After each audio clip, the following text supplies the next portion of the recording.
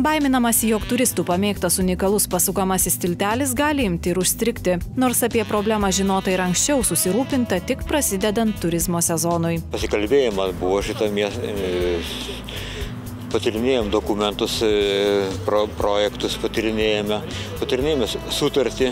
Aplinkosaugininkai aiškinosi, kas smardina Minijos gatvę. Toks kvapas kaip supuvusio kiaušinio, kai išlipau iš autobuso tenais, tai iš karto baisu. Kaltininkas Klaipėdos kartono, kaip ir būtų įmonė.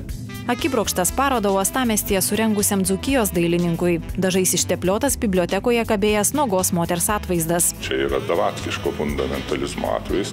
Įsidarbinti pajūryje vasarą norintys jaunuoliai kol kas rinktis neturi iš ko. Tik 8 yra skirtos sezoniniam darbui. Jis yra registruotas Klaipėdoje ir Palangoje. Apie tai laidoje Klaipėdos savaitė šeštadienį 20 val.